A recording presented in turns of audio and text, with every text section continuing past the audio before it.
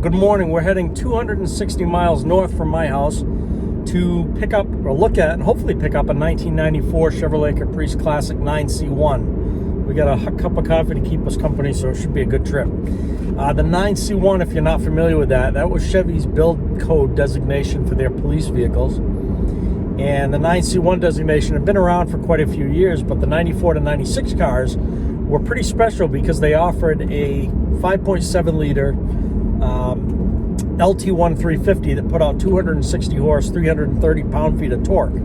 Those aren't super impressive numbers by today's standards, but back in the 90s, this car was a monster in the police segment. And there was really nothing that competed with it, aside from the Mustangs and Camaros that weren't widely used, until early to mid-2000s, whenever that Charger came on the scene. So because this car was so popular with police departments, they tended to run them to a ridiculously high mileage and oftentimes send them out, get them refurbished, and put them right back into their fleets again. So you fast forward to today, these cars are getting pretty hard to find in good condition. There are very few of them out there. So let's go take a look at this thing. If he doesn't mind me flipping the camera on, I'll show it to you there. If he does, I'll wait till we get it off site and I'll show you the car then.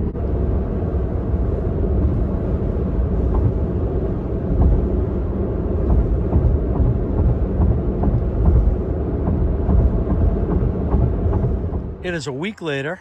I made the deal with the seller, had the car shipped to me. Unfortunately, I was unable to record at his location. So a little history on this car. It was a Maine State Police vehicle until October of 2000, and it was purchased at auction by the gentleman I purchased it from.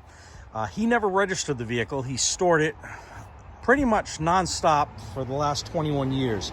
Occasionally, he'd put a dealer plate on the vehicle, take it out, and take it for a rip, but it's pretty much been parked for 21 years. It does have stale gas in it right now. You're going to notice that when I fire this thing up. You'll actually see, and you'll probably hear it hitching and missing. As you can tell, the paint's quite clean. I mean, the car's filthy, and it needs to be detailed, but it's quite clean. Very, very straight when you look down the body. Now, I believe these trim rings here were added by the previous owner. These cars, to my knowledge, didn't come with them. Just to give you an idea of the condition of the body, you look at the bottom of the doors, quite clean. Same thing with the back door. Quite clean. The only spot on the car visually from the exterior that's dealing with any rust at all, and it was very common on these cars, is right down here. I can remember these cars being 2 years old, developing rust right here. So I could probably put my finger through that if I tried. I'm not sure. And I'm not gonna aggravate it. You can see the spot for the spotlight here. Has the original manual, which is very unusual. You almost never see these cars with that. And it's got the original paperwork from the auction when it was purchased in 2000.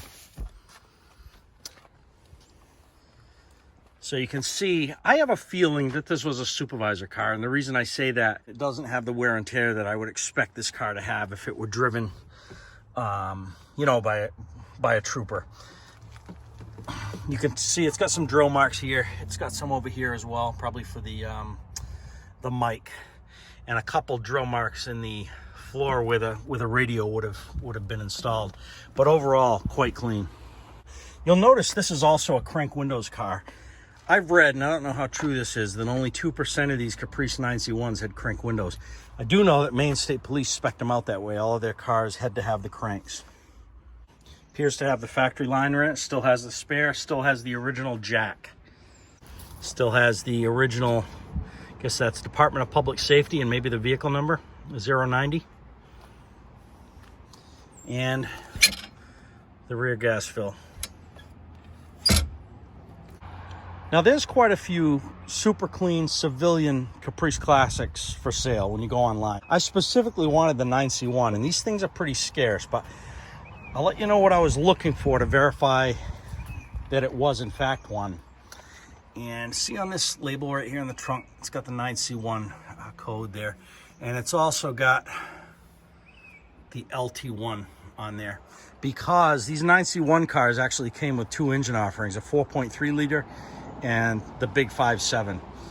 If you go underneath the front passenger seat, there should be a build sheet in here. I know this car has it because I took a peek under there and I can see it. That should also indicate that it's a 9C1. Just some visual indicators by looking at the car. These wheels with these center caps, I don't ever recall seeing those on civilian cars, but I could be wrong. A set of front cloth seats with rear vinyl. The rubberized floor is another clue. This trunk release. This isn't here on the civilian cars to my knowledge. And also the instrument cluster, if it's got that certified speedometer, that map light there. You don't see those on the civilian cars. You see the interior dome light, but you don't see that one there. Oh, another indication. When you see these green hoses on here, don't believe they put those on civilian cars. These were actually lifetime hoses on the police package vehicles. This car, top speed, I believe, without a light bar, you know, a slick top car like this was right around 140 miles an hour. This thing was a rocket for a 4,000 pound car.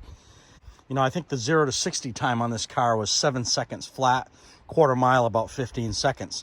Again, those aren't impressive numbers by today's standards, but they're impressive for a 4,000 pound car. One thing that attracted me to this car was its originality. It still has the original beauty cover on it, still has the original air intake. You shop for these cars online, this beauty cover is almost always missing, and there's usually a K&N air intake on here.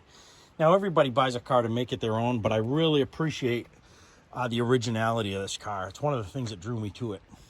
Let's go ahead and fire this car up, but you'll notice it's got one key that operates everything. The ignition, the doors, as well as the trunk. I believe that was a police package thing as well.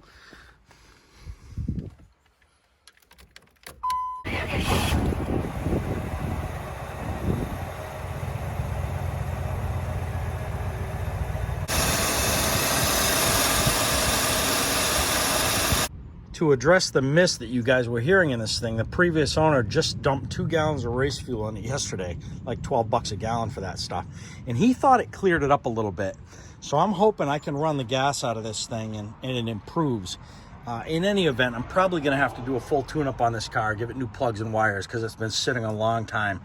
And if that mist does not clear up, even with fresh gas, I'm probably going to have to do that OptiSpark ignition. And to do that, I think I've got to pull the water pump off this thing. So, more to come on this car. Thanks for watching. We'll see you on the next one.